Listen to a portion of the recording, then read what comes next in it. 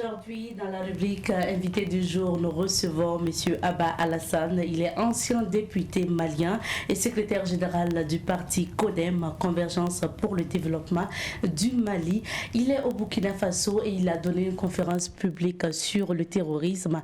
Nous le recevrons sur notre plateau pour parler justement du terrorisme au Mali et au Burkina Faso. Comment sortir ces deux pays de cette situation? Ça sera avec notre invité de ce jour. Pour la revue de presse d'aujourd'hui, nous serons avec Bébé Kodjo Kambou que nous retrouvons avec plaisir après son congé. Alors, dans la rubrique Un nœud sur la société, Serge Youssef Ouedraogo sera bel et bien au rendez-vous. Avec lui, nous parlons aujourd'hui de citoyenneté dans l'éducation. Alors, nous nous intéressons cette semaine au quartier Boksomtenga, donc de Gouin. Aujourd'hui, vous allez avoir un témoignage. Merci de nous renouveler votre fidélité. Alors, bonjour et bienvenue à ce nouveau numéro de Bonjour le Faso. Nous partons tout de suite et maintenant à la découverte de Boksomtenga.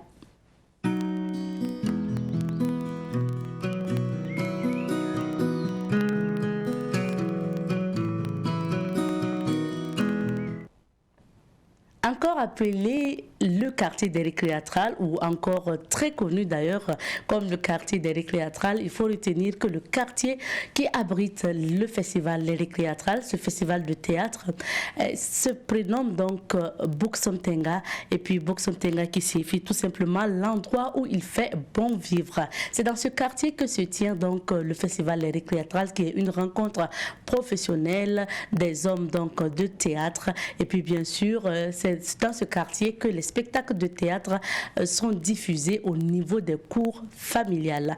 Aujourd'hui, nous allons vous proposer d'écouter justement le témoignage du directeur des récréatrales. Il s'agit de M. Aristide Tagnagda que nous avons interrogé pour vous. Point de vue artistique, collaboration, vie avec le quartier, c'est quelque chose qui se passe très bien parce que le projet est maintenant porté de plus en plus même par le quartier, par les habitants du quartier. C'est devenu leur rendez-vous, c'est plus que le rendez-vous d'artistes, mais c'est aussi le rendez-vous de tout un quartier qui s'impatiente d'accueillir du monde, de faire des affaires, parce que c'est une opportunité aussi d'affaires pour tout le quartier. Donc voilà, de ce point de vue, ça se passe très bien, mais ça reste, du point de vue de la production, très fragile, parce que voilà, on peine toujours à boucler la production, et des fois même voilà, on sort, je l'ai dit, à la cérémonie d'ouverture, on sort du festival avec des dettes. Donc voilà, c'est pas très digne pour un festival qui a cette réputation, et surtout pour notre pays, parce que voilà, comme le chef de l'État lui-même l'a dit en 2018, c'est devenu un patrimoine national. Et un patrimoine national, si on n'en prend pas soin, il finit par mourir, parce que ceux qui y travaillent, ceux qui consacrent toutes leurs énergies à un rendez-vous à une capitale comme les récréatrales, voilà, finissent par se décourager, par s'épuiser et par mettre les énergies au mauvais endroit. C'est vraiment un cri de cœur que je lance aux décideurs, aux hommes politiques de ce pays. Je sais que le chef de l'État a une oreille très attentive. D'ailleurs, cette année n'eût été son intervention personnelle. Ça allait être difficile pour nous de tenir l'édition, mais enfin, il est quand même temps que voilà, on soit en sécurité du point de vue de la production. Et il apporte de la fierté. C'est un quartier qui se voit honoré, visité, qui voit son image changer et qui est fier d'accueillir du monde. Ils viennent partout, à la fois du Burkina, d'Afrique, mais aussi d'Europe. Donc ça, c'est quelque chose de positif. Mais comme je vous ai dit, il apporte de l'emploi, des emplois temporaires. Cette année, on a employé 120 jeunes. voilà, pour nous aider à l'organisation du festival. On a employé, je crois, une quinzaine de filles pour les villas, pour s'occuper des villas des artistes. On a employé à peu près 60 femmes du quartier pour entretenir la rue, parce que tout le monde est étonné quand il revient le lendemain sur le site des récréatrales de voir que c'est très propre, alors que la veille, des milliers de personnes sont passées par là. Voilà, ce sont les mamans, les sœurs du quartier qu'on emploie pour... on forme, il y a de la formation. Cette année, j'ai suivi à travers un processus de compagnonnage une dizaine de jeunes que j'ai programmés pendant la plateforme festival, mais enfin leur regard sur eux-mêmes a changé, c'est-à-dire qu'ils se voyaient comme déchets, comme inutiles, comme incapables, et là il y a du monde qui vient les regarder, les applaudir tous les soirs, et donc voilà, il y a une dignité qui est revenue, il y a une façon de se regarder qui est plus la même, une confiance en soi, et ça c'est énorme. Voilà, donc on apporte à la fois de l'économique, c'est une opportunité d'affaires, comme je l'ai dit tantôt, mais c'est aussi une opportunité de sortir du regard vicié, pourri qu'on a sur soi-même. Et ça, par les temps qui courent, c'est très important de redonner de la force, de réhabiliter de la jeunesse. Nous avons un comité de quartier, nous avons des médiateurs, des gens qui font la médiation entre nous et le quartier, mais nous ne sommes plus des étrangers, nous sommes presque habitants du quartier, les bureaux sont là, c'est là qu'on travaille tous les jours, il y a une espèce de fraternité, de rapports amicaux qui sont nés entre nous et puis les habitants du quartier. Nous participons de la vie du quartier, de sa vie malheureuse comme de sa vie heureuse. On n'impose pas les choses sont pensées, on est à l'écoute des gens du quartier, on a pris quand même le temps. C'est pour cela que par exemple quand on insiste auprès des journalistes pour dire c'est pas Gouin, c'est Buxuntenga, parce que c'est important de ne pas se faire phagocyter, de ne pas se faire avaler par d'autres, mais c'est parce que nous sommes allés à l'histoire, à la quête de l'histoire de ce quartier, et c'est parce que aussi nous voulons que ce soit le festival du quartier et pas le festival des gens qui débarquent en une semaine ou 2 mois, qui font quelque chose et qui partent. Non, c'est vraiment la philosophie, la ligne de conduite, c'est d'être dans le quartier et c'est d'impliquer le quartier. C'est pour cela que le spectacle, le festival est ouvert par vous avez vu cette année, ce sont les mamans qui ont ouvert le festival. Donc voilà, les habitants ne sont pas à côté du festival. Les stands qui sont là, se confier aux habitants, c'est chacun qui sort devant sa porte et qui nourrit les festivaliers. Nous avons même par exemple le bar des récréatrales. On le met à disposition, voilà, des habitants, des gens qui habitent la zone pour qu'ils puissent faire voilà, leurs affaires. Les âgés, les habitants sont toujours convoqués. Par exemple, cette année, quand il s'agit de prendre la décision de est-ce qu'on maintient ou pas le festival à cause de la situation pandémique, on a convoqué le quartier pour l'interroger, pour savoir, parce qu'on ne pouvait pas se dire, bon, ouais, nous, on fait, mais peut-être qu'eux se sentiraient en danger ou exposés. Donc, voilà, le quartier en amont est comment dire, intégré au processus. Et ça, c'est important parce que c'est la nature du projet. Encore une fois, c'est pas un projet comme les autres. C'est un projet qui est porté à la fois par des artistes et par des habitants. Et nous considérons les habitants comme étant les premiers coproducteurs du Festival des Récréatrales parce que ce sont ces habitants-là qui ouvrent leurs portes, leur intimité, et c'est énorme. C'est énorme comme, même si nous on contribue, en fait, voilà, on sait qu'on perturbe la vie du quartier, même si les gens ne nous demandent rien en retour, et ça c'est à saluer, mais une compensation évidemment financière, on prend en charge l'électricité, l'eau, voilà, on essaie de reverser les entrées des spectacles au quartier, aux différentes familles que nous avons occupées. On essaie d'être présent en faisant ce que tout Burkinabé fait, c'est-à-dire que si ton voisin a un mariage, tu y vas par solidarité, même si tu ne donnes rien, c'est ta présence qui compte.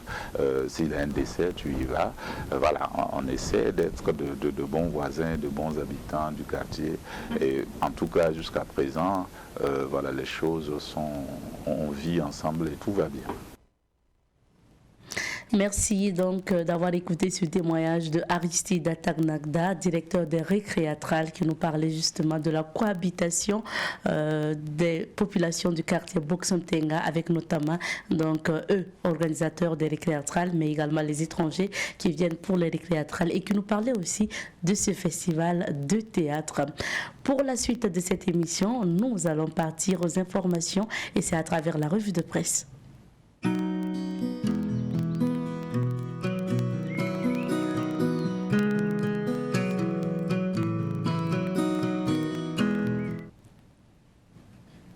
Et il est de retour à la maison, bébé Kodjo Kambo, que nous avons le plaisir de retrouver. Bonjour Kambo. Bonjour Abzeta, bonjour à tous les téléspectateurs que je suis ravi de retrouver après un mois d'absence. Bien sûr, plaisir partagé. Ça s'est bien passé ton congé? Tout s'est bien passé par la grâce de Dieu. Super. Alors Kambo, pour aujourd'hui, nous débutons par quel journal? Pour aujourd'hui, nous débutons par Aujourd'hui au Faso, comme vous le dites si bien. Et aujourd'hui au Faso nous apprend ceci à sa une. Drame d'Inata, Roch rejette le rapport d'enquête et exige un autre dans un délai de 10 jours. 7e forum paix et sécurité de Dakar, Omicron au coude à coude avec le terrorisme. Joël Aïvo à Rabat au Bénin, un opposant dans le box de la justice. Suspension du 8e congrès du CDP, Blaise enjoint et dit de venir à Abidjan avant une reprogrammation. Organisation et règlement des activités statistiques, les députés adoptent le projet de loi en session plénière. Rassabliga Cheikh Tidiane et Laurent Bigot, la démocratie occidentale est inadaptée en Afrique. Procès Thomas Sankara, les non-dits révélés par le chef de la garde rapproché du capitaine. Donc voilà, c'est que aujourd'hui au Faso nous apprenait à sa une ce matin. Et le quotidien nous apprend ceci: engagement du président Roch Kaboré dans le Oué, la note de 7 sur 20 attribuée au président. Alouna Traoré, rescapé du 15 octobre 87 à propos de la lutte contre le terrorisme, Inata a permis aux gens de se réveiller et de prendre conscience. 8e congrès du CDP, suspendu sur décision de justice. Rejet du rapport d'enquête sur les événements d'Inata par le président du Faso, des Burkinabé analyse. C'est à lire à la page 9 du journal Le Quotidien ce matin. À présent, la une du journal Le Pays. Le Pays nous apprend ceci. Achille Tapsoba, PCO du congrès du CDP, c'est une décision de justice qui a acté le report de l'événement, c'est à lire à la page 20. Révélation, CNSS, le DG Lassane Savadogo remporte son procès en diffamation. Dans la rubrique Mardi politique, c'est Germaine Pitroapa, députée UNIPS, qui est à l'honneur, et elle dit ceci: dans les décisions que Roch prendra, il ne faut pas que sa main tremble. Lutte contre le terrorisme au Burkina, le gouvernement entend redynamiser les initiatives locales de sécurité. Nomination de nouveaux chefs militaires par le président du Faso, seuls compteront les résultats. Procès de l'assassinat de Thomas Sankara, des témoins chargent l'accusé Bossobé Traoré. Et après la une du journal Le Pays, nous passons à la une de l'Observateur Palga. Et sur cette une, procès Thomas Sankara, si on ne t'a pas liquidé, c'est parce que tu ne sais rien, aurait dit Yassine Kafando à Laurent Ilboudo. Commune de Bourzanga, étouffée par les terroristes, Namisigia bloque la RN22. 8e congrès du CDP, suspendu sur décision de justice. Crise du sens des modèles et des idéaux au Burkina, le piège de la religion comme solution. Rassemblement patriotique pour le développement, Luc Adolphe Tiao à la conquête des leaders des Réo. Procès Joël Aïvo, Talon continue de marcher sur ses opposants. Et nous passons à présent à la une du quotidien d'État Sidoya. Et on peut lire sur cette une ce matin, rivière coût, un assèchement aux multiples causes. Lutte contre le terrorisme, la contribution des Koglogo, Dozo et Rouga attendue.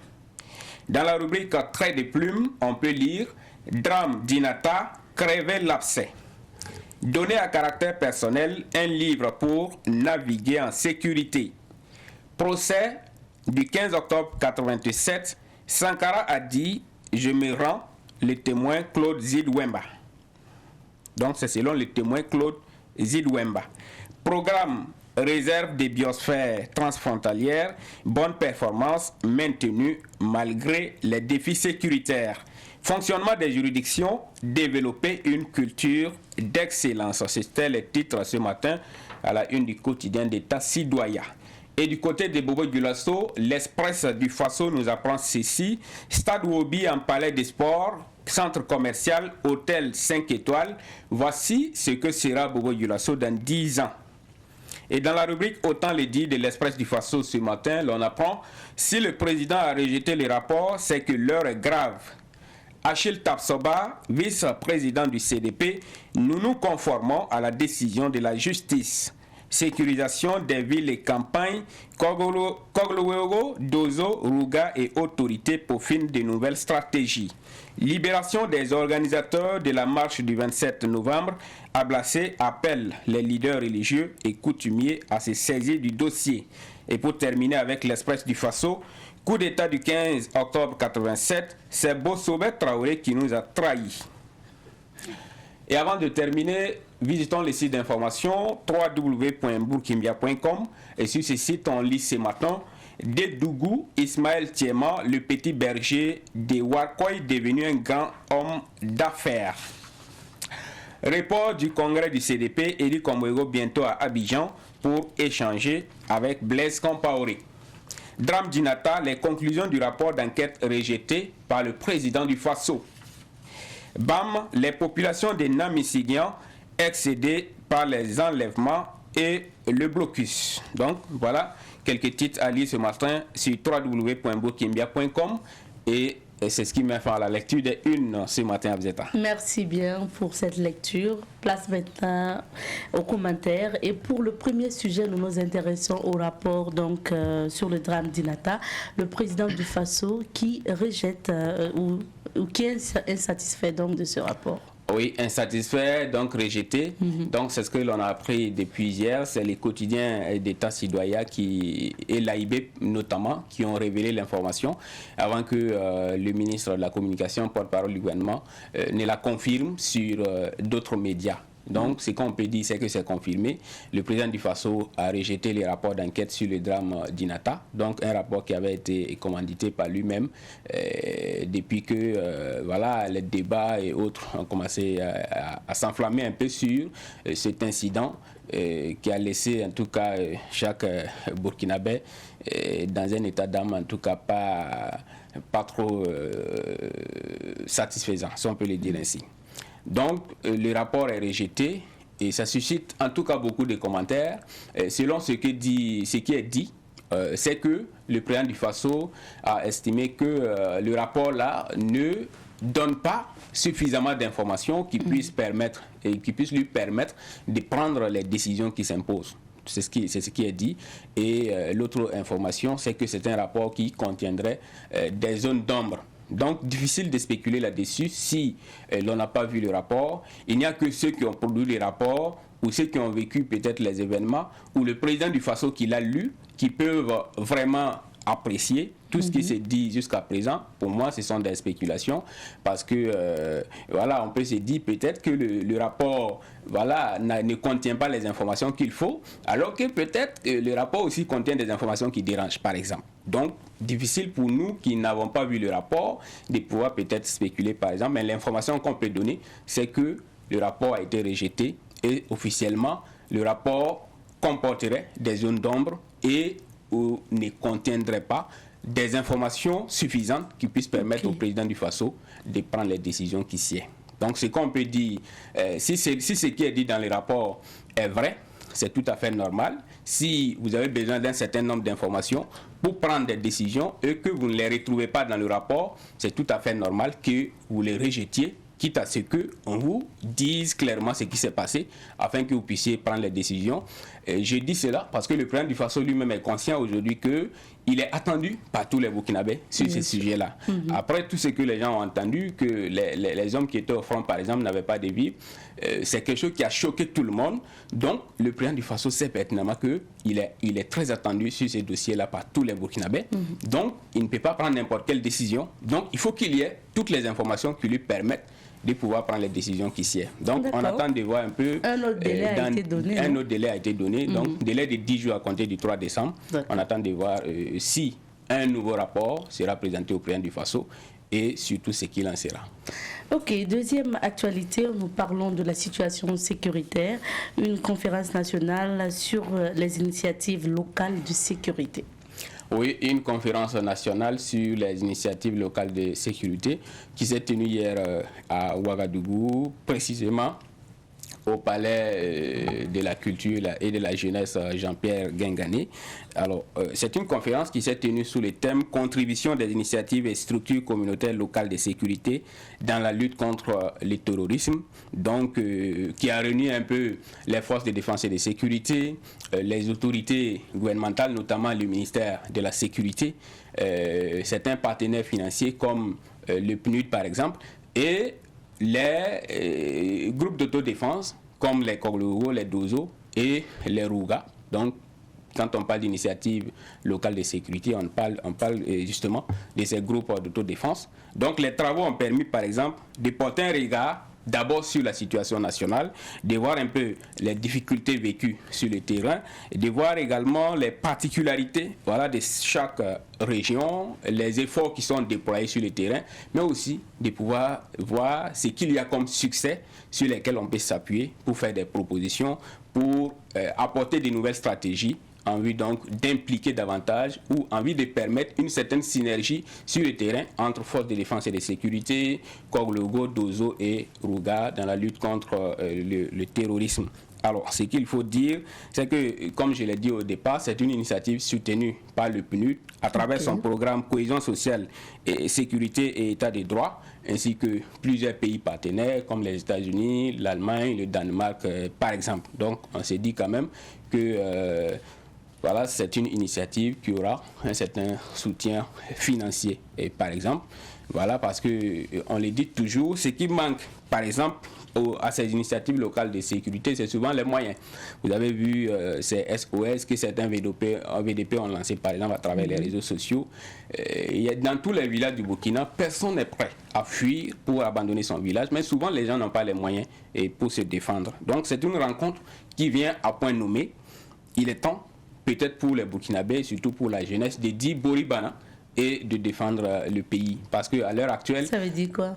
Boribana pour dire que la fuite est terminée, comme l'a si bien dit Norbert Zongo, c'était sa marque de signature, Boribana, pour dire que la fuite est terminée. Parce que là où nous sommes aujourd'hui, je crois que ce qu'il faut éviter surtout, ce sont les discours partisans, tendant à dire que ce sont les autorités qui ne font rien, même si on ne peut pas les dédouaner parce qu'il y a des failles également dans la gouvernance, on l'entend de plus en plus. Le président du Faso lui m'a parlé des dysfonctionnements par exemple dans l'armée, donc ce sont mais je crois que il est connu de tous que dans nos traditions, lorsque la case prend feu, et on ne cherche pas d'abord à savoir qui a mis le feu, on cherche d'abord à éteindre le feu. Bien sûr. Vous ne pouvez pas être dans une case qui prend feu et les enfants, il y a des grands garçons par exemple dans la cour qui se mettent à dire « Papa, c'est toi qui n'as pas pris les dispositions pour que la case ne prenne pas feu. » Parce que d'ici que vous ne finissez par exemple de discuter, la case a déjà brûlé. Donc ce qu'il faut faire prioritairement, c'est d'apporter de l'eau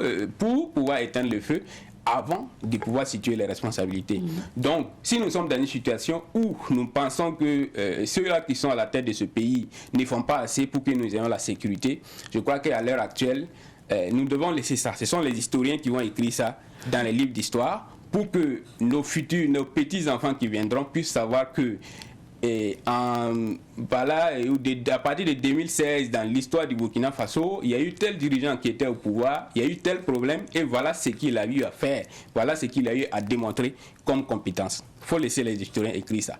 Ce que nous devons faire actuellement, c'est de défendre notre territoire, parce que si nous restons dans les débats, c'est sûr qu'un jour à Ouagadougou, alors nous serons obligés de prendre nos bagages et on ne saura plus où aller parce que les villages déjà sont en train d'être occupés. Et comme les gens le disent, on vous encercle. Donc, voilà. si donc l'heure n'est pas au débat. Parce qu'au moment où nous parlons, au moment où nous passons notre temps à nous accuser, les terroristes ne parlent pas. Ils avancent. Ce qu'ils disent, c'est porter des pantalons courts, ne vous rasez plus la barbe, plus d'école ici. C'est ce qu'ils disent et c'est ça leur mission.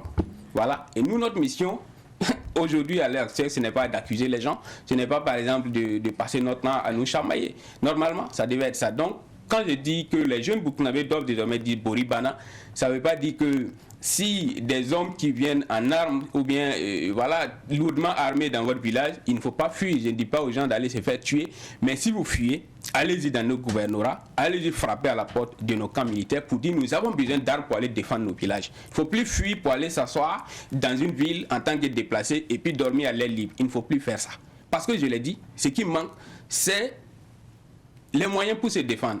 Je sais que si dans nos villages, par exemple, les gens sont bien armés et soutenus par l'autorité, je ne vois pas quelqu'un qui peut tourner avec une arme pour vouloir intimider les gens. Les gens n'ont pas envie de fuir. Les gens fuient parce qu'ils n'ont pas les moyens de se défendre. Donc je pense que cette conférence nationale sur les initiatives locales de sécurité doit être un élément qui vienne donner un nouvel élan dans tous les villages du Burkina.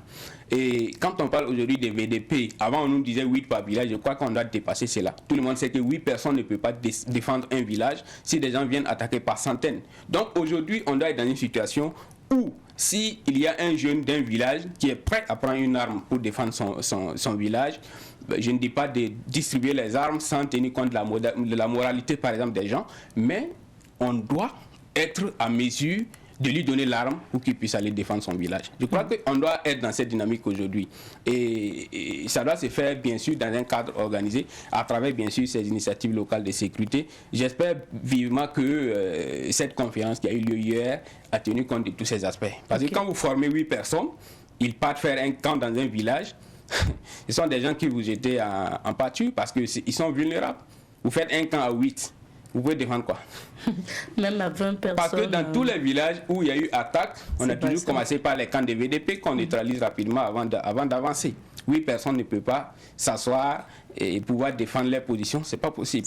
Parce qu'on sait que les terroristes viennent toujours en nombre et lourdement armés.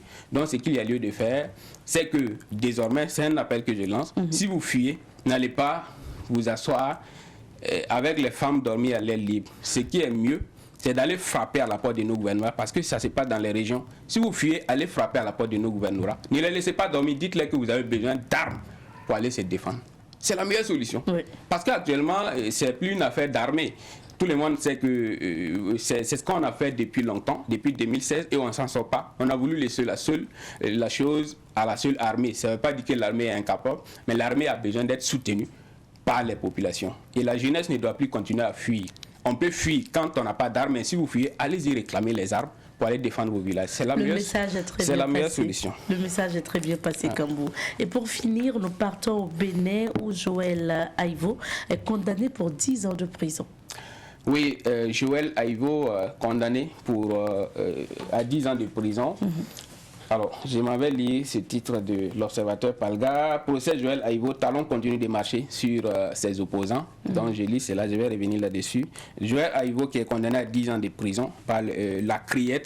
La CRIET qui est la Cour de répression des infractions économiques et du terrorisme. Donc, est basée à Porto Novo au Bénin. Et alors, il est condamné pour blanchiment de capitaux et complot contre l'autorité de l'État. Le verdict est tombé aux premières heures de ce mardi, précisément à 2h30, donc un peu tard dans la nuit. Alors, il n'est pas seul à être condamné. Il y a 2 co-accusés, tous militaires, donc qui ont aussi été condamnés. Et il y avait l'autre accusé qui est son chargé de mission. Lui a été libéré, acquitté au bénéfice des doutes, si on peut le dire ainsi. Donc, il faut le dire, Joël Aïvo, c'est un politicien, un opposant, comme le dit l'observateur Palgar. Il est constitutionnaliste. Il a été candidat recalé à la présidentielle d'avril 2021 et arrêté et détenu depuis 8 mois. Donc, juste après que sa candidature a été donc recalée. Alors, ce qu'il faut dire et qui est en lien avec les titres de l'observateur Palga, procès Joël Aïvo, Talon continue de marcher sur ses opposants, c'est que Joël Aïvo n'est pas le seul opposant à vivre cela. On a un autre, notamment Sébastien Ajavon, qui a été condamné à 20 ans de prison par contumace et il vit en exil depuis 2018 en France. Voilà un peu.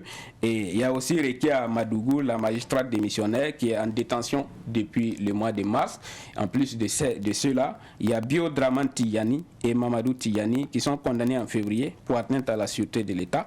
Donc, c'est normal si aujourd'hui certains observateurs, comme l'observateur Palga, parlent des talons qui continuent de marcher sur ses opposants, parce que ces gens n'étaient pas inquiétés quand ils n'étaient pas engagés politiquement.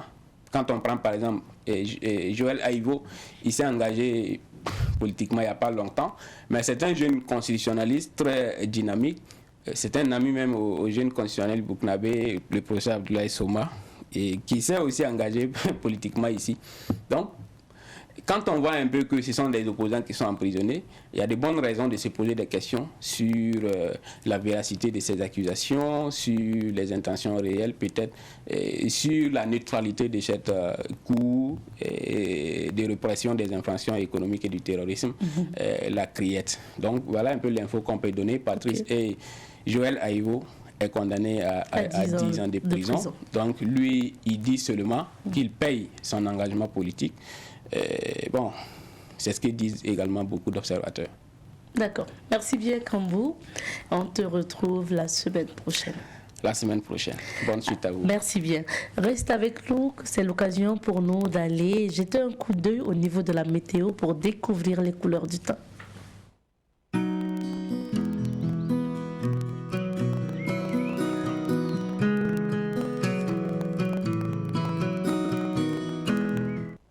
La société IP+ vous offre la météo des affaires.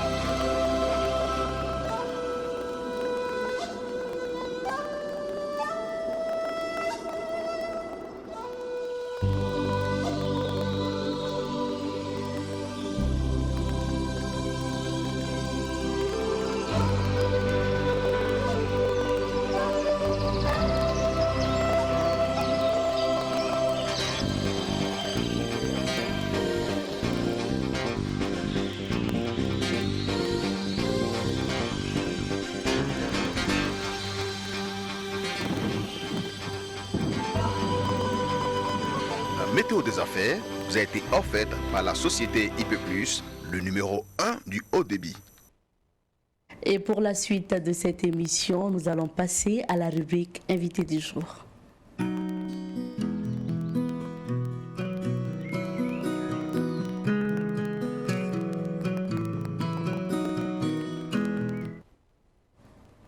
Et aujourd'hui, dans la rubrique Invité du jour, nous recevons pour vous un ancien député malien. Il est le secrétaire général du parti politique Convergence pour le développement du Mali, en abrégé CODEM. Il est au Burkina Faso et il a donné une conférence publique sur le terrorisme. Notre invité du jour est M. Abba Alassane. Bonjour et bienvenue. Bonjour. Merci de répondre à notre invitation. De rien. Alors, l'actualité, pour commencer, l'actualité qui est marquée aujourd'hui par le déplacement ou la traversée de ce convoi militaire français qui a traversé le Burkina Faso et qui a connu quand même des blocages, qui a traversé le Niger. Ça a été pareil, malheureusement. Au Niger, on déplore des morts et qui arrive enfin au Mali, on va dire votre pays. Est-ce que derrière, vous comprenez toutes ces manifestations qu'il y a eu autour de ce convoi militaire français? Bien sûr, nous comprenons toutes ces humeurs. C'est des réactions épidermiques. Nous avons un terrorisme qui fait des grands massacres partout, et chez vous, et au Niger, et chez nous, au Mali. Donc les jeunes ne comprennent pas, ils sont désemparés. Ils se disent quelque part qu'ils ne sont pas satisfaits. Et ils pensaient qu'avec la présence de la France, automatiquement, le remède est trouvé. Donc, ils ne comprennent pas, c'est tout. Donc, c'est des jeunes avant tout. Ils n'ont pas une vraie lecture de la situation. Et ils ne savent pas, il y a beaucoup de choses qu'ils ignorent. C'est vrai, ils ne sont pas ignorants, ils ne sont pas aussi cons pour ne pas savoir ce qui se fait. Mais il y a des aspects qui leur échappent. Donc manifester pour moi, c'est normal. Manifester un mécontentement, même dans la famille, l'enfant peut bouder, hein. Il peut faire des gestes qui prouvent qu'il n'est pas content, mais il faut savoir avoir une limite.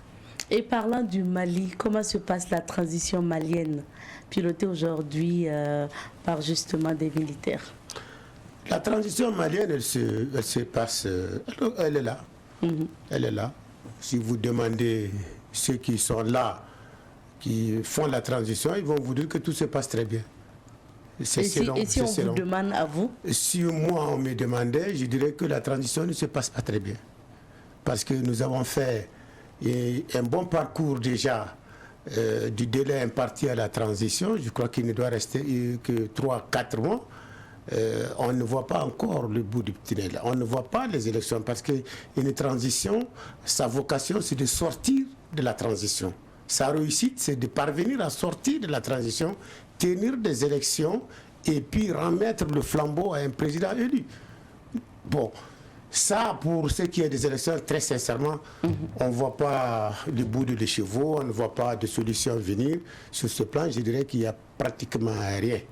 Mieux sur le plan de la sécurité qu'ils prennent comme raison principale, l'une des causes principales, l'un des combats principaux qu'ils doivent mener.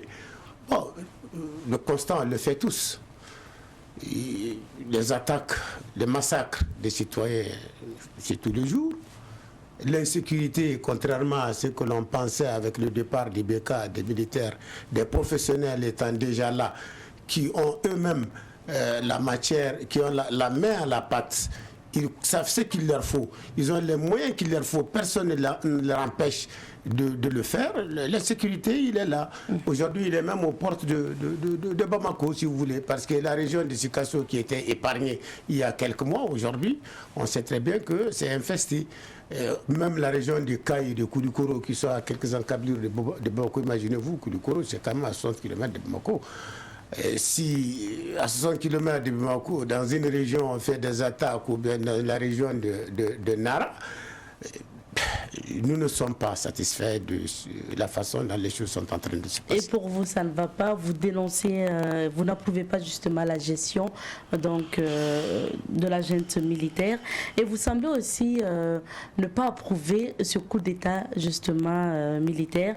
Est-ce que c'est parce que votre parti politique, parce que je rappelle que vous êtes le secrétaire général du parti CODEM, est-ce que c'est parce que votre parti politique était de la mouvance présidentielle au temps de Ibeka? Ce n'est pas ça, c'est pas du tout ça. Nous sommes un parti démocratique qui croit en la démocratie. Et nous voulons conquérir le pouvoir par des voies légales, en concourant au suffrage des Maliens. Nous ne voudrions pas aller par la courte échelle. Nous voudrions aller par ce que la loi autorise. Et nous voulons conquérir de façon très fière le pouvoir. Alors on ne peut pas applaudir un coup d'État. Un coup d'État, vraiment, c'est un frein, c'est très dangereux. On voit pas. La raison est que depuis que le coup est fait, on tourne en rond. En réalité, on n'avance pas. Parce que vous savez, vraiment un coup d'État, nous ne pouvons pas l'applaudir. On n'a jamais applaudi un coup d'État. On n'a pas applaudi le coup contre Amadou Toumani Touré. On n'a pas applaudi le coup d'État contre Ibrahim Boubacar Keïta. Pas parce que nous étions de la majorité, c'est par principe démocratique. Nous croyons à la démocratie. Je crois que le coup d'État, personne ne doit l'encourager parce que nous savons qu'en Afrique, quand les coups d'État ont commencé, ça a été un cycle. Et pour revenir aujourd'hui au Burkina Faso aussi, il y a certains observateurs qui pronostiquent un coup d'État au vu donc de la dégradation de la situation sécuritaire au Burkina Faso. Est-ce qu'on peut assister à un scénario malien au Burkina aussi? Je ne le souhaite pas. Je croise les doigts, même le coup d'État. Nous, on n'a jamais souhaité ça. Même les militaires qui sont là-bas aujourd'hui, malgré nos divergences, je ne souhaite pas qu'il y ait un coup d'État contre eux. Ils ont pris des engagements. Ce qu'on souhaite, c'est qu'ils aient le courage d'aller jusqu'au bout des engagements pris. Qu'ils comprennent qu'ils ont des engagements et ils ne sont pas venus pour durer. Si leur mentalité, leur idée, c'est de confisquer le pouvoir par des ruses et des moyens détournés, qu'ils se disent que le peuple ne l'acceptera pas. Un point très. Maintenant, que des gens pensent que le même scénario va se passer ici au Burkina, vraiment, je leur dirais que, en tout cas, si c'est pour mettre fin à l'insécurité, ils rêvent. Parce que cette insécurité, ce n'est pas du fait du président de la République. Ce n'est pas du fait de nos militaires également qui sont là présentement. C'est pourquoi ils ne parviennent pas à régler. Nous, le président Amadou Toumani Touré avait mis en garde au début, quand l'insécurité, quand il a senti venir le problème, il a dit « Ah, ce que vous voyez au nord venir là, ce n'est pas une guerre banale, hein, ce n'est pas une guerre ordinaire, c'est vraiment une guerre contre le terrorisme. C'est à cela qu'il faut vous préparer. Le Mali ne pourra pas mener cette guerre tout seul. Et celui qui croit qu'il va le faire, il se trompe. Le Mali n'a pas réussi ça. Les gens croient que c'est l'armée malienne qui est faible. Ce n'est pas une faiblesse de l'armée malienne du tout. C'est une nouvelle guerre. C'est une autre forme de guerre. La guerre d'avant, c'est le face-à-face. Hein. C'est arme contre arme, poignard contre poignard. Je te vois, tu me vois. Et c'est le combat. Ça pouvait même être épée contre épée ou baïonnette contre baïonnette. Aujourd'hui, c'est des gens qui se cachent, qui veulent créer le choc, qui veulent vider les populations des zones qu'elles occupent. Alors pour réussir ça, ou déstabiliser les régimes, il faut faire le maximum de morts, qu'importe la façon de tuer. On tue des enfants, on tue des femmes, on les éventre, on les brûle, on les calcine. Tout ce choc fait que les gens exacerbés ont horreur, ne croient plus à leur pouvoir. Les gens ne croient que c'est les dirigeants qui est le porte-malheur, qui est la source de leur malheur. Alors qu'il s'agissait simplement de comprendre que c'est une guerre qui appelle une autre stratégie. C'est facile de détruire, hein. C'est très facile de casser. Puisque c'est des gens qui viennent seulement pour brûler. C'est facile de tuer tout le monde et de brûler. Mais ce n'est pas facile de construire. C'est comme un feu. Celui qui veut enflammer maintenant, tu peux brûler toute la forêt en 3 secondes. Mais pour la régénérer, ce n'est pas facile. C'est vraiment pas facile. Oui, problème au Burkina Faso aujourd'hui, ou l'actualité, ce sont les manifestations. Vous avez suivi certainement cette marche du 27 novembre ici, mais un peu partout dans les différentes villes du Burkina, on assiste à des manifestations. Pour certains, c'est pour réclamer la démission du président Roch-Marc Christian Kaboré. D'autres réclament de la sécurité, plus de sécurité pour les Burkinabés. Et pour d'autres encore, c'est pour que les troupes françaises quittent donc le Burkina Faso. Selon vous, quel doit être le bon combat à mener ici? Vous savez, les manifestations que vous connaissez actuellement, nous les avions connues aussi. C'est des séries de manifestations qui sont venues à bout du président Ibeka. Au Mali. Au Mali. C'est aussi des manifestations qui sont venues presque à bout du régime d'ATT. Parce que les gens utilisent le mécontentement, les manifestations, les tueries pour dire que le président est incapable. Alors que le président a une armée qui aurait dû être capable, car l'armée est outillée. Certains ont même dit que ATT communiquait avec les rebelles. On s'est même arrangé à trouver des audios où on dit qu'on a entendu ATT parler avec les rebelles. Je crois qu'il faut quand même, il ne faut pas pousser l'immoralité et les mensonges jusqu'à un certain niveau. On peut ne pas aimer quelqu'un, mais aller jusqu'à dire qu'un président de la République sous-traite avec des rebelles, un peuple qui a fait de toi tout, qui a voté pour toi, je pense que c'est immoral, ce n'est pas bon. Chez nous, ils ont fait ça quand ils disent que tous les mots du Mali c'est Ibeka. Le M5 a mené des marches un peu partout. Je peux comprendre que le M5 capitalise le mécontentement qui était là. À l'époque, les gens qui manifestaient, c'était pour un changement de pratique. Ils luttaient contre la mauvaise gouvernance, ils décriaient la façon, la corruption. Il y avait trop de scandales autour du président Ibeka. Les gens étaient choqués, les enseignants manifestaient. C'est tous ces mécontents fédérés que certains partis politiques ont exploité. Parce que ces mécontentements ne datent pas d'hier. Le mécontentement a existé même au temps où Soumaïlou Boubé Mega, qui a démissionné, c'est des manifestations qui sont venues à bout de ce Premier ministre. Soumaïlou Boubé Mega avait démissionné à l'époque pour sauver le régime de Ibeka. Parce qu'il était un Premier ministre visionnaire. Il s'est dit quelque part que, attention, un Premier ministre doit être invisible. Si le régime est menacé, si c'est moi qui suis remis en cause, parce qu'en principe, c'est moi Premier ministre, c'est ma politique qui doit être là pour recadrer les choses. Donc, pour vous, c'est le même aujourd'hui. Nous, nos gens ne demandaient pas la démission du Premier ministre, ils demandaient le départ du président de la République. C'est que nous, on assimilait tout simplement un putsch.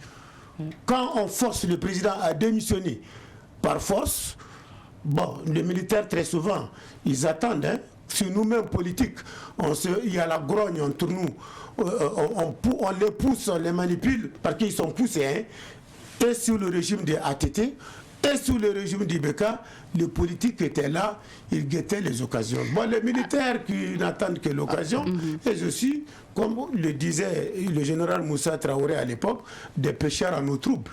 Moussa avait une très belle formule pour dire qu'il sait très bien qu'au-dessus, en dessous, il y a des pêcheurs en eau trouble. Et c'est alors, ce qui s'est pour vous, passé. aujourd'hui, si on revient au Burkina Faso, ce n'est pas la démission du président Roch-Marc Christian Kaboré qui va changer quelque chose. Elle ne réglera absolument rien parce que si je juge les choses par le Mali, ATT a été renversé, le terrorisme est resté. Ibeka a été renversé, le terrorisme est resté, le système est resté. Donc ce n'est pas, même nos militaires qui sont là-bas aujourd'hui, c'est des militaires, ça n'a pas avancé. Donc il faut qu'on remette, il faut qu'on se dise que quelque part, c'est parce qu'on n'a jamais cru en nous-mêmes. Et pour vous, quelle est la solution pour lutter contre le terrorisme? Je dis le terrorisme, pour lutter contre ça, il faut croire en soi-même d'abord. Il faut être responsable. Nous, notre slogan à la CODEM, c'est comptant d'abord sur nos propres forces. Nous pouvons attendre quelque chose de nos partenaires. Nous pouvons attendre quelque chose de la communauté internationale. Nous pouvons attendre des soutiens, des appuis, des conseils, des formations. Mais la libération du Mali, c'est les Maliens qui doivent mourir pour le Mali. Ils doivent verser leur sang pour le Mali. C'est comme ça, toutes les nations qui se respectent, mais ils demandent les moyens, ils font le job. Mais lorsque les moyens sont là, lorsque tout est là, mais qu'on ne veut pas aller faire le combat qu'il faut, on se cache derrière, on peut pas, je crois très sincèrement que pour moi, il faut comprendre une fois pour toutes que si les Africains veulent être véritablement indépendants, il faudrait qu'ils s'assument. Et pour vous, les autres Il faut mener la guerre, si c'est la guerre, il faut mener les négociations, si c'est les négociations. Il ne faut pas se cacher. Ah oui, il faut aller jusqu'à négocier avec les terroristes, il Oui. faut. Bon, écoutez, nous, au Mali, par exemple, les négociations avec ce que les gens appellent terroristes, parce que nous, on ne les appelait même pas terroristes à l'époque. Hein. On dit que c'est des Maliens qui étaient fâchés, parce que au tout début, c'est des mouvements armés. Sous ces mouvements armés, ils ont été le fil conducteur, effectivement, qui a amené les terroristes à se retrouver chez nous. Parce que la plupart des terroristes ne sont pas les vrais terroristes ne sont même pas des Maliens. C'est des étrangers. Ils ne sont pas dans notre territoire. Les chefs au Mali, bien sûr, ils ont pris pour chefs des Maliens locaux qui sont avec eux, qui leur font allégeance. Donc, par ricochet, ils deviennent terroristes. Nous pensons que ces Maliens, s'ils ont des revendications sur le dialogue, les négociations peuvent les amener à déposer les armes, à comprendre. Il faut aller à ces négociations parce que, quelle que soit la teneur, quelle que soit la durée de la guerre, nous finirons de toutes les façons, même s'il faut finir la guerre, nous finirons par nous asseoir sur une table de négociation et signer la paix. Et si on peut signer la paix avant de commettre des carnages, pourquoi ne pas le faire? Le dialogue national au Mali, inclusif, qui a concerné tous les Maliens, sous Ibeka a dit d'ouvrir des négociations avec des hommes comme Amadou Koufa, des gens comme Iyad Agrali, qui sont des Maliens. Mais ceux qui ne sont pas des Maliens, là, on ne sait même pas à quel titre on va négocier avec eux. Et qu'en est-il de la coopération militaire? Aujourd'hui, le Burkina comme le Mali travaillent avec les militaires français. Est-ce qu'aujourd'hui, il faut rompre avec cette collaboration, selon vous, pour aller vers d'autres partenaires, comme Wagner? Vous savez, moi j'ai dit d'abord de compter sur nous-mêmes. La France ne peut nous apporter qu'un appui. Mais la France ne peut pas faire la guerre exactement comme nous l'aurions fait. La France ne peut et ne doit même pas faire la guerre à notre place. Vous savez, en France, j'ai lu quelque part, pendant la Seconde Guerre mondiale, quand il s'est agi de libérer Paris, le général de Gaulle a exigé des alliés à ce que ce soit les Français qui libèrent Paris. Parce que le problème de la libération de Paris est une affaire franco-française, c'est une affaire française. Il a demandé aux alliés de rester à l'écart. C'est eux, les Parisiens, c'est eux, les Français, qui vont rentrer à Paris. Après des pourparlers, ça a été admis comme ça. Donc je pense qu'il y a des guerres qui doivent être menées par des Maliens. Il y a certaines zones qui peuvent, il y a certaines choses qui doivent être faites par exemple les renseignements. Nous savons que nos services de renseignement ne peuvent pas nous fournir tous les renseignements qu'il faut. La France peut être un partenaire, comme d'autres, pour que l'on soit suffisamment renseigné, savoir où se trouve à quel moment il faudrait agir. Par exemple, les moyens. Les avions de combat, certaines armes que nous n'avons pas, comment il faut apprendre leur utilisation, la formation. Il y a vraiment des choses qui peuvent nous apporter. Mais le combat sur le terrain, je crois que nos troupes doivent être à l'avant-garde. On ne doit pas tout attendre des autres. Parce qu'à l'époque du général, quand un homme fuyait pendant la guerre, il sait ce qu'il attend. Quand un soldat désertait, il savait aussi ce qu'il attend. À plus forte raison, un soldat allait vendre son arme. Ça ne peut pas se passer. Pactiser avec l'ennemi, c'est impossible. Ce n'est pas un soldat, ce n'est pas un civil. En période de guerre, personne ne doit livrer l'information à l'ennemi. Aujourd'hui, la situation est telle que l'État est tellement tombé bas que les gens pactisent avec les djihadistes. Ils font des accords avec eux. Quand vous signez un traité avec un homme, vous respectez votre traité. Même si vous le voyez, vous ne pouvez pas le dénoncer. Parce que la dénonciation peut être pour vous fatale. tous ceux qui ont tenté, qui ont franchi ce Rubicon, vraiment, ils ont appris à se taire à leur compte. Et pour vous, aujourd'hui, les autres pays africains qui ne sont pas forcément touchés par les attaques terroristes devraient soutenir ces pays-là. Ces pays-là doivent comprendre que leur tour viendra. Hein. Vous savez, la conquête coloniale, quand ça a commencé, là, ça a commencé par le Sénégal, l'entrée. Mais ils sont remontés petit à petit, ils ont suivi le cours du fleuve Niger, les royaumes là sont tombés un à un. Un à un. C'est parce qu'au moment où la conquête se faisait au Sénégal, ceux qui étaient chez nous ici et chez vous au Mali, au Niger, pensaient qu'ils n'étaient pas concernés par le mal. Mais comment un incendie peut se déclarer chez ton voisin? Même dans les villages. Quand un incendie éclate dans un village, dans une case quelconque, dans un hameau quelconque, mais c'est tout le village qui vient parce qu'on sait que le vent aidant, c'est tout le village qui risque d'être embrasé. Au moins, même nos pères, qu'on pensait ne pas être outillés, ils ont ce réflexe de dire attention, la case de mon voisin brûle, si je ne l'aide pas, les flammes vont m'atteindre. Mais si ces gens-là croisent les bras, là, il faut qu'ils se disent qu'après le Mali et le Burkina Faso, c'est leur tour. Hein. Ils croient que c'est l'armée malienne qui est faible, c'est archi faux. L'armée malienne n'a jamais été une armée faible. Jamais. Mais elle est dépassée par les événements parce qu'ils sont tombés dans leur propre piège. En pleine guerre, je l'ai dit, il y a eu un coup d'État.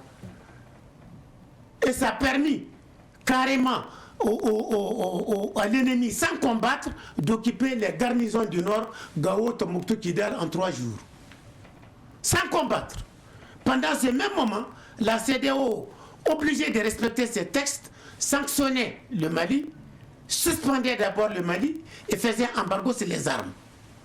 Un pays qui perdait, qui a perdu tout de suite 45% de son armement. Une armée qui a carrément été défaite. Si vous le suspendez, vous refusez les armes à ceux qui ont repris le pouvoir, mais vous l'affaiblissez davantage. Ça s'est passé comme ça, mais c'est ce qu'on a voulu parce qu'on n'a pas compris qu'il y a un temps pour tout. Le coup d'État, aujourd'hui, c'est pas à faire. Surtout aujourd'hui, dans nos zones où nous sommes menacés. Je ne crois pas que ici les gens vont commettre l'erreur du Mali. Je ne crois pas. Parce que les Burkinabés vont... Non, je ne crois pas. Parce que ici, je crois qu'une erreur, c'est pour servir de leçon. Moi, je suis enseignant de formation. Quand l'élève commet une faute, le professeur lui tire un peu l'oreille. Et cette faute-là, il retient que il va passer tout le temps à... En tout cas, il commettra d'autres erreurs, mais pas celle-là. Je crois que l'erreur du Mali doit servir au monde entier. Quand des périodes critiques comme ça, c'est l'union sacrée. En des périodes comme ça, il faut être ensemble. Si vous voyez que nous disons que nous, aujourd'hui, nous ne sommes pas avec ce que nos militaires sont en train de faire, mais on dit qu'on est avec eux. Par contre, on ne souhaite pas une déstabilisation qui va remettre en cause le peu de choses que nous sous-estimons. On ne le souhaite pas, hein. C'est pourquoi on dit que s'il y a des gens qui nourrissent l'esprit de venir faire le truc, je crois que laissons-nous de régler les choses, mais un coup d'État, ce n'est pas souhaitable. Alors, Monsieur Abba, vous êtes au Burkina Faso pour rencontrer la diaspora malienne et également faire une conférence publique sur le terrorisme, une conférence qui a déjà eu lieu. Et d'ailleurs, comment ça s'est passé? Ça s'est très bien passé.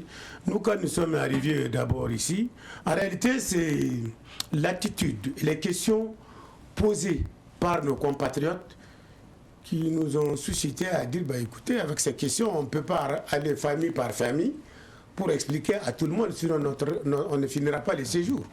Parce que nous avions commencé à rendre visite à certaines personnalités. Les gens étaient tellement assoiffés de savoir ce qui se passe au Mali, qu'on nous dit, bon, après ici, il faut aller chez...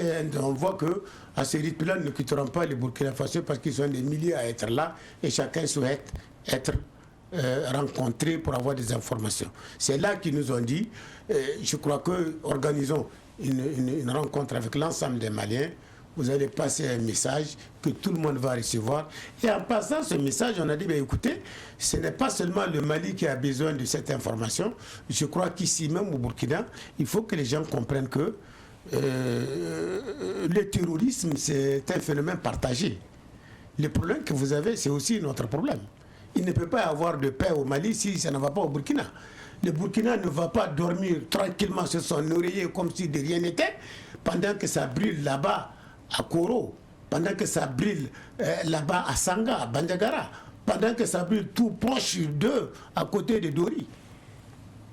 Donc, nous avons dit qu'il faut passer l'information. Nous n'avons pas la prétention de faire quoi que, mais je dis, certaines choses doivent servir de leçon. L'histoire donne des leçons. Et ces leçons, il faut les retenir. Sinon, on serait dans l'éternel recommencement. L'éternel recommencement. C'est très dangereux pour nous. Et très sincèrement, les Maliens que nous avions rencontrés, au-delà même de notre mission politique, ont vraiment été comblés et ont souhaité que de telles rencontres se fassent très souvent, aient lieu très souvent entre les Maliens. Et nous ne comptons pas nous arrêter simplement ici. Nous comptons vraiment aller partout où la situation le permettrait pour échanger avec les Maliens, pour échanger même avec les Africains, je ne dirais même pas les Maliens, avec les Africains, parce que de plus en plus, toute l'Afrique est concernée par ce qui est en train de se passer chez nous. Quelle est l'actualité au sein de votre parti politique CODEM, Convergence pour le développement du Mali? Quelle est votre actualité aujourd'hui? L'actualité aujourd'hui pour nous, c'est l'actualité du Mali et puis les sécurités. C'est ce qui anime tout le monde. Hein. On n'a pas d'autres préoccupations. Vous attendez les élections aussi quand même? Les élections, nous les attendions. On pensait que ça allait avoir lieu le plus rapidement possible.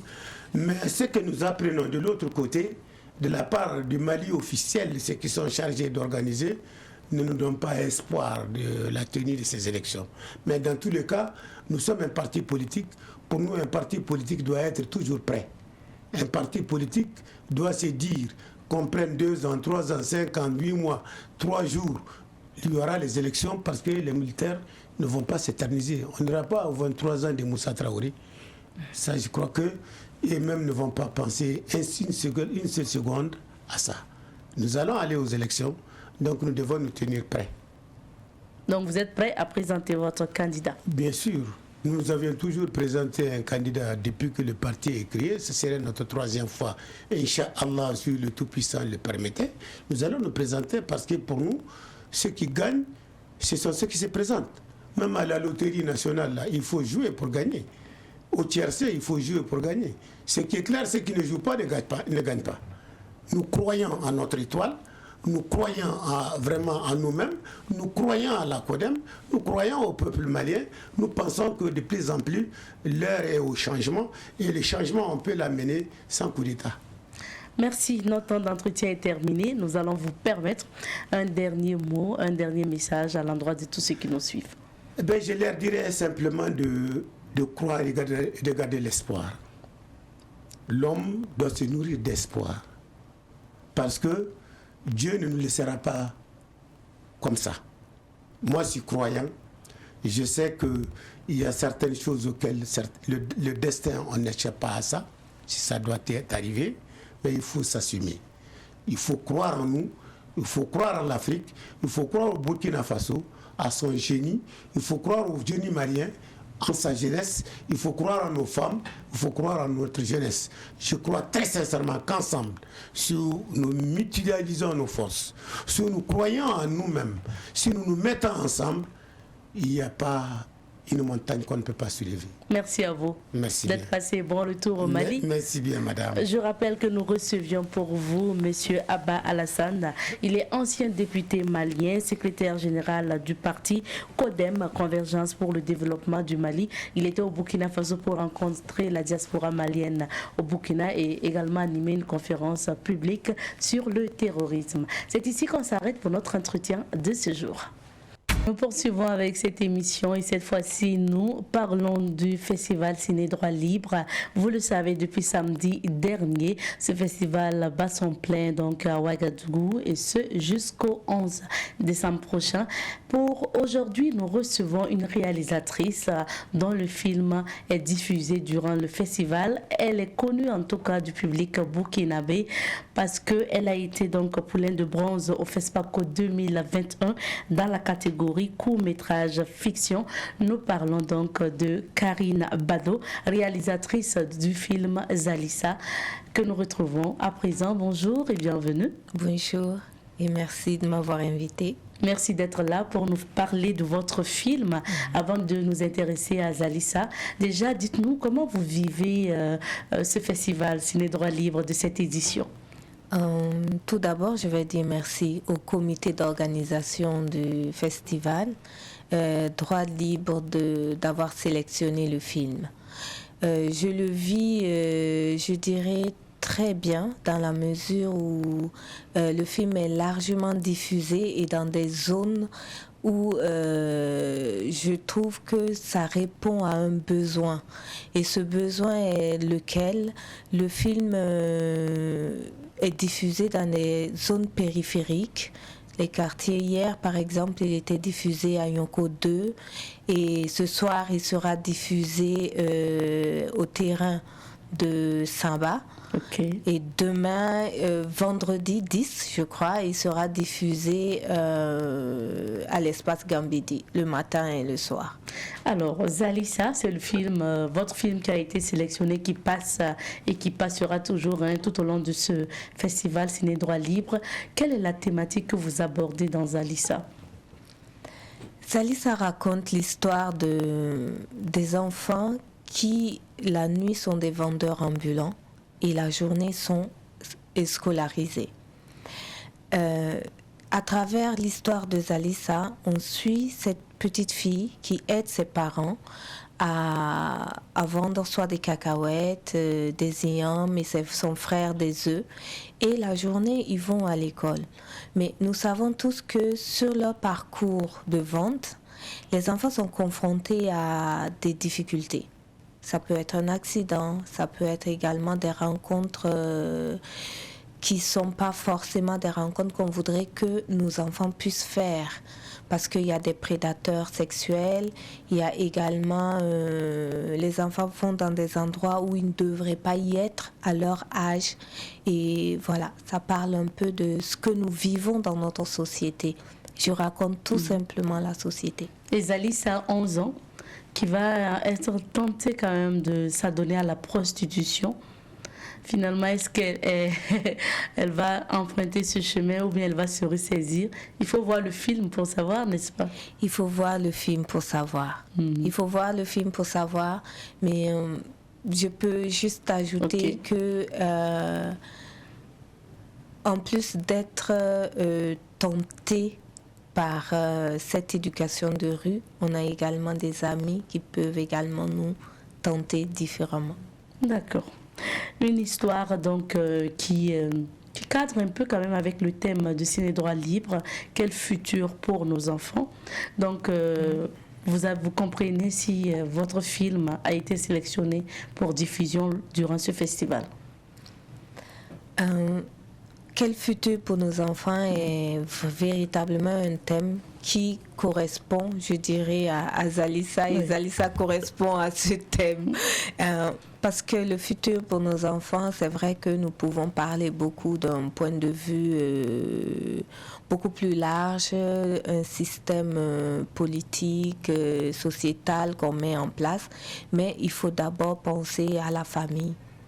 Si dans la famille, ça ne va pas, si dans la famille, on n'arrive pas à construire et à aider nos enfants à se construire et à pouvoir affronter ce qui les attend dehors, c'est très difficile. Donc, tout est lié.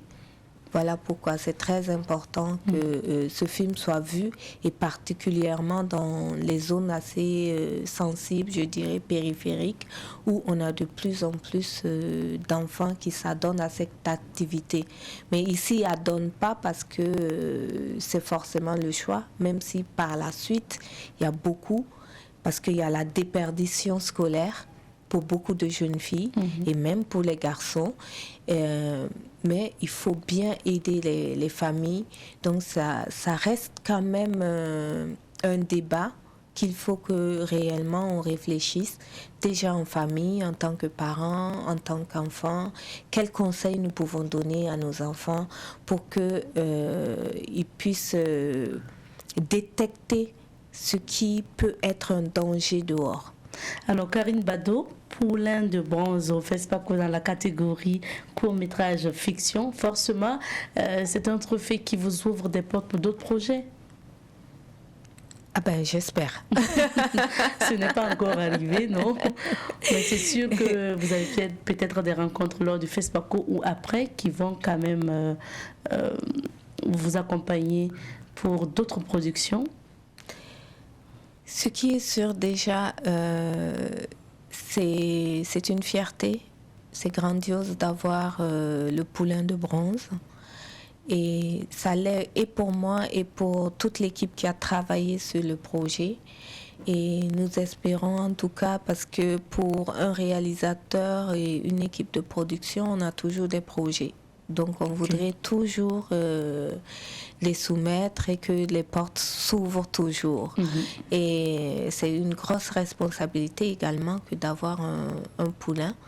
Parce que de un, on est reconnu, ça c'est vraiment cette fierté. Et là, professionnellement, bien sûr. Et deuxièmement, la fierté, c'est une responsabilité parce qu'il faut encore faire mieux et toujours dans cette dynamique. D'accord. Pour le moment, c'est le film Zalissa qui est programmé donc, lors du festival Ciné Droit Libre jusqu'au 11 décembre. Le festival va jusqu'au 11 décembre.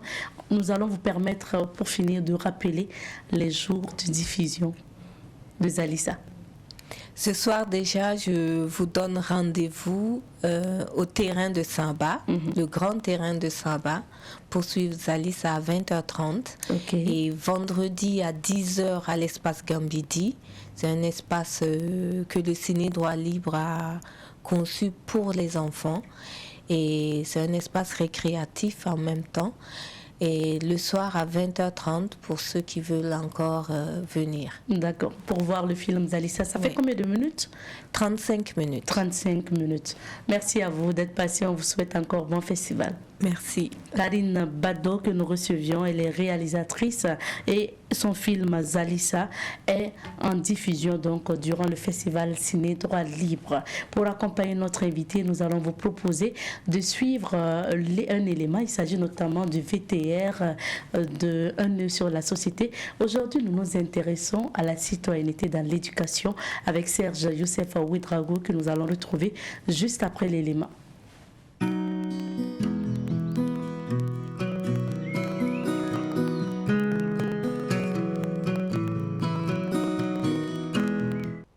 La citoyenneté, c'est l'appartenance à une cité. Voilà, quand on est dans une cité, bon, ça c'est depuis l'Empire romain et autres. Mais aujourd'hui, on parle de républiques modernes et autres. Donc, quand on est dans une république, voilà, on te qualifie de citoyen. Voilà, et de ce point de vue-là, on estime que voilà, les valeurs qu'incarnent les citoyens, c'est ça la citoyenneté. Donc généralement c'est les valeurs du civisme, le respect des droits de l'homme. C'est fondamental que dans une cité, dans une république, on puisse enseigner effectivement la citoyenneté. Voilà. Et de ce point de vue, c'est vrai qu'au niveau des curricula, c'est prévu, mais pour le moment ce n'est pas enseigné au Burkina Faso.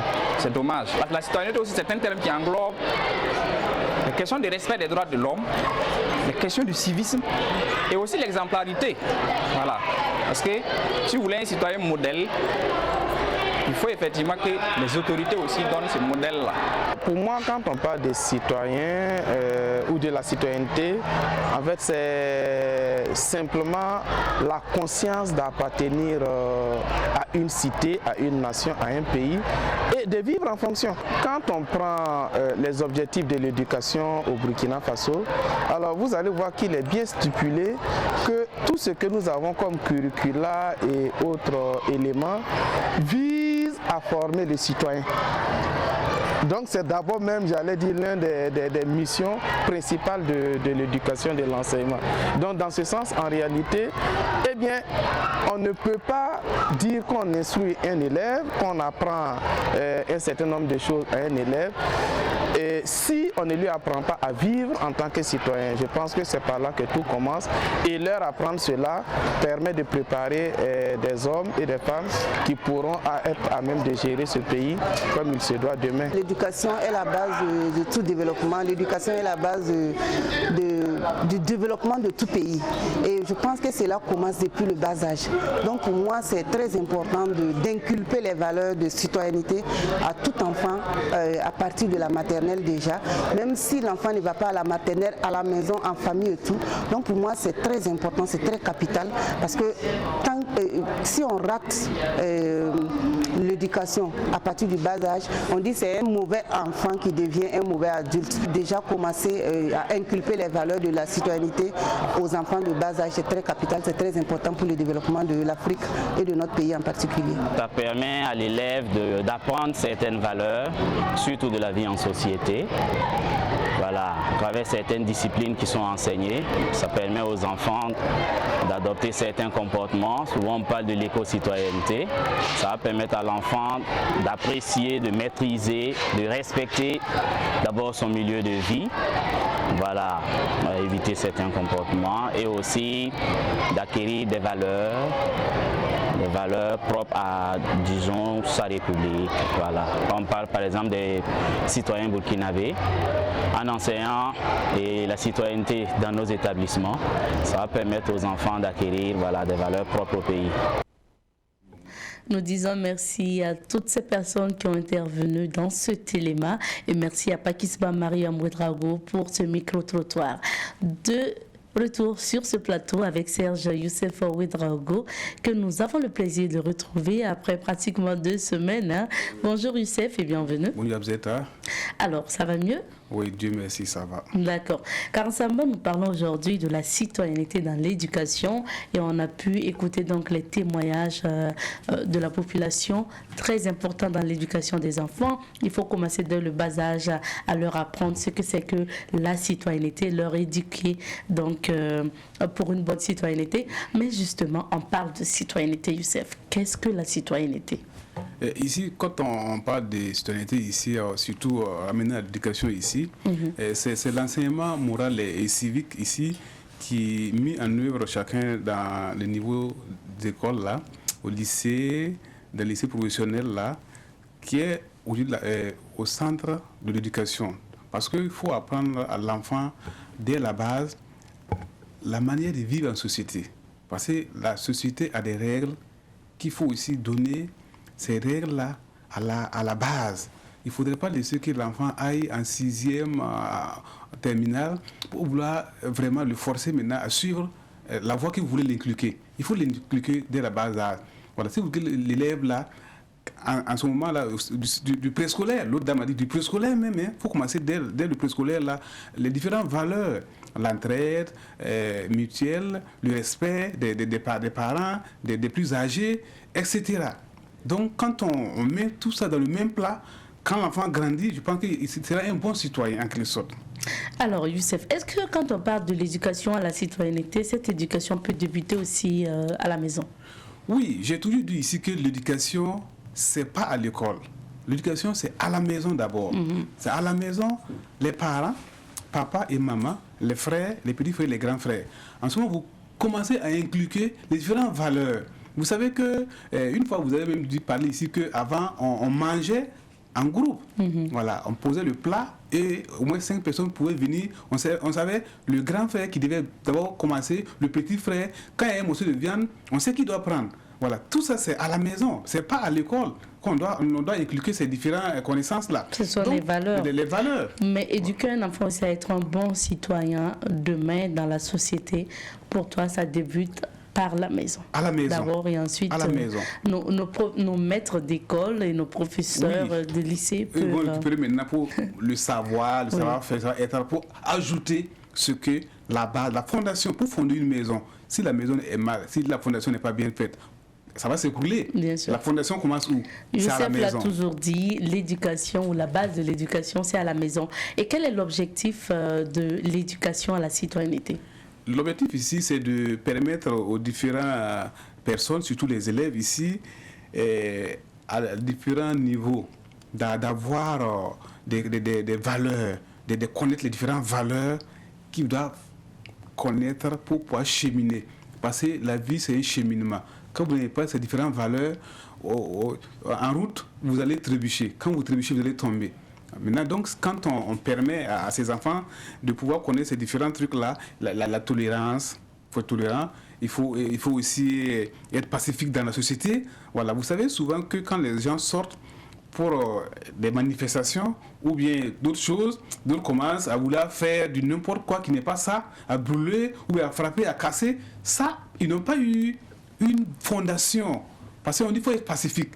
Une bonne éducation à la citoyenneté. Quand vous voulez faire quelque chose, vous pouvez le faire dans la passivité, dans le calme, dans la tolérance. Là, en ce moment, personne ne va vous condamner.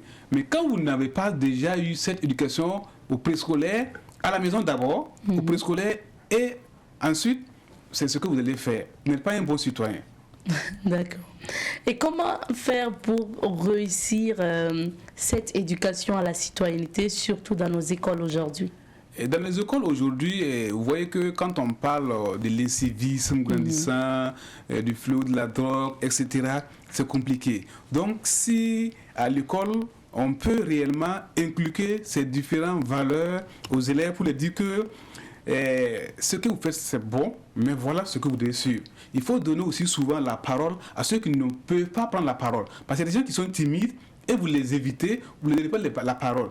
Pourtant, ils ont des bonnes idées pour vous donner, pour que vous puissiez faire quelque chose de bon. Donc, à l'école, il faut mettre tout le monde dans le même sac et les diriger de la même manière. Il ne faudrait pas laisser d'autres dire qu'ils connaissent, d'autres ne connaissent pas. Les intelligents, les moins intelligents, les moyens et les plus forts, il faut les mettre ensemble et les dire que voilà ce que vous devez faire, voilà ce que vous ne devez pas faire. En ce moment, tout le monde est dans le même sac.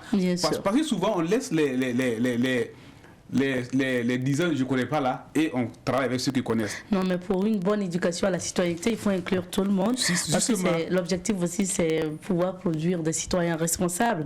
Quelles sont justement les valeurs de citoyenneté donc, dans l'éducation? Les valeurs ici qu'on peut donner, ici, il faut dire que les valeurs s'expriment à travers le civisme.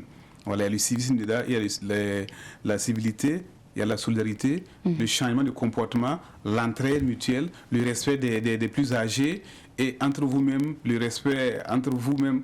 Et ça, c'est quelques valeurs qu'on cite. Voilà. Et il y a le pardon ici. Voilà, il faut pardonner. Parce que quand vous n'avez pas ces différentes valeurs, malgré vos différentes compétences, malgré vos différentes connaissances dans la vie, vous serez toujours pas un bon citoyen. Parce qu'un bon citoyen doit toujours être tolérant. Il doit toujours comprendre l'autre personne pour dire voilà, j'ai compris, mais voilà ce qu'on pourrait faire. Il doit voir le juste milieu, il doit pouvoir pardonner. Mais si vous ne pouvez pas faire tous ces différents éléments-là, je pense que ça tord toujours le bon citoyen. D'accord. Car ça va, notre temps est terminé pour cette émission.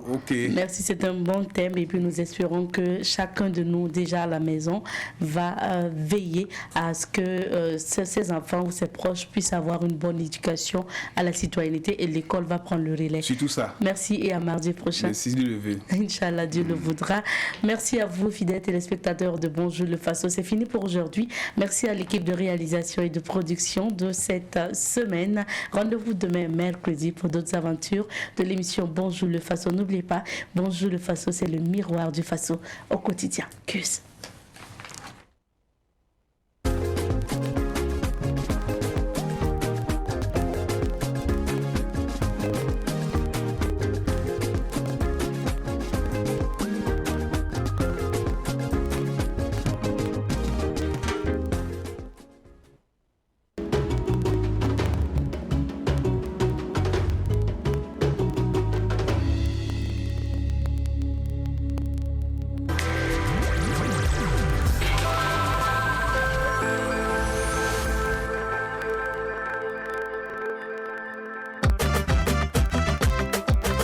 Star en live, acte 17. À l'occasion de son acte 17, la prestigieuse scène de Star en live recevra 3 férus de la musique live. Ahmed Smani, Assalamu alaikum.